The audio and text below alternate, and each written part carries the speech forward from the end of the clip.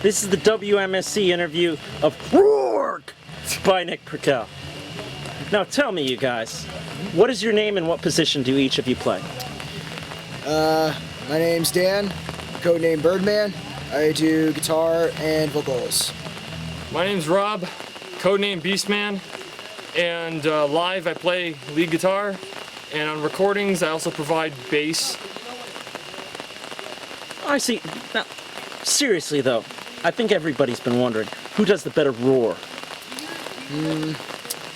No pressure, but come on. I think he does.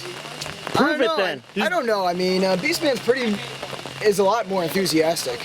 I don't know. You're the vocalist, dude. You want to do a test run? Sure, you go first.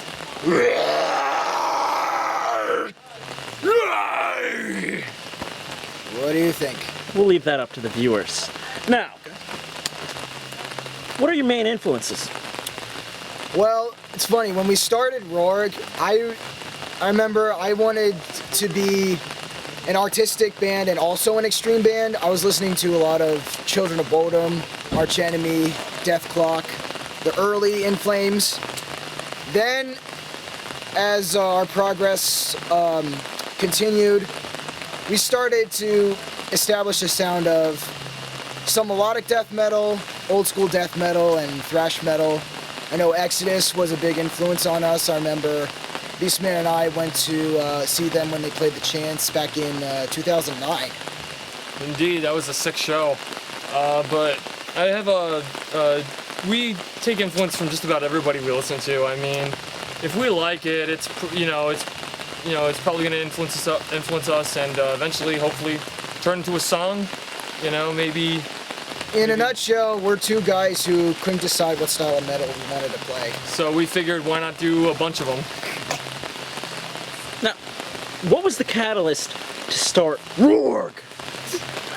Well, actually, Beastman and I originally started as a cover band. I remember it was my sophomore year up at Binghamton University, and I was still in my Mallcore Kids sort of phase, but apparently a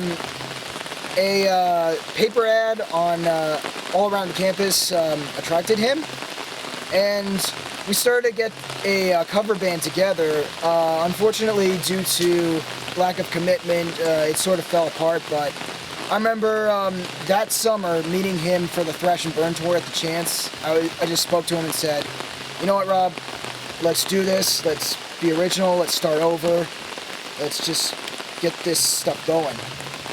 Yeah, our last song that we actually played, that Only the Weak Survive, that was actually pretty much one of the first songs that he wrote, and pretty much the first song to really catch my eye and really get into it. I pretty much picked it up as soon as I got the tabs for it and everything. I just went right into it because I loved it that much.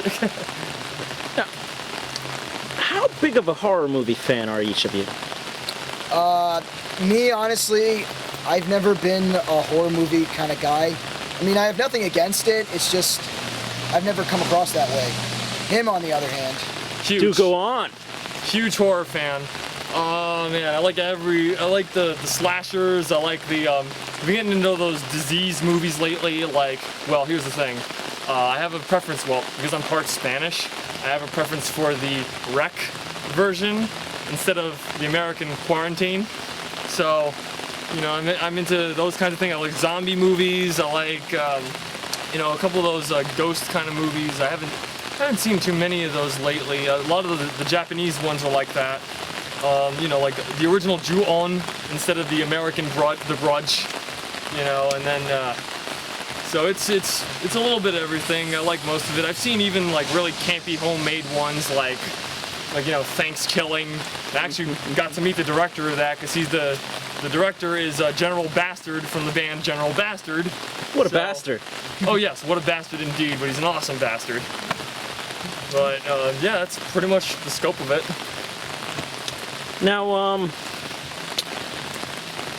what are some big shows you have coming up for the rest of the summer?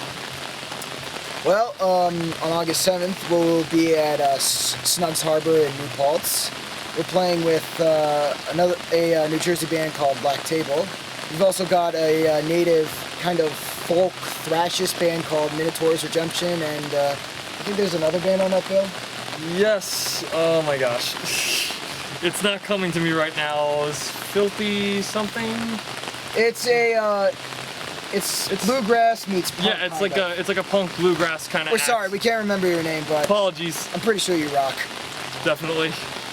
And on August 21st, we'll be opening up for Snapring, Supremia, and Nightfire, which is pretty cool because Nightfire, well, it's a side project of the guitarist from Jungle Rot. Drummer from Jungle Rot. Drummer from Jungle Rot. Jesse Beeler. Yes. And those guys are from my father's hometown in Wilmington, Delaware. And wrapping things up, tell me, what would your dream musician be to guest solo on one song on your upcoming album? Oh boy. That is a tough That one. is a tough one. I'll tell you right now, on vocals, I definitely want Dr. Fuck from Thrash or Die. I definitely want that guy. I can tell you, that guy would rip Only the Weak Survive a new one. Totally. I'd love to have, who else? I'd love to have, well, if he were still alive, I would love to have Peter Steele play bass instead of me doing the bass on the recordings.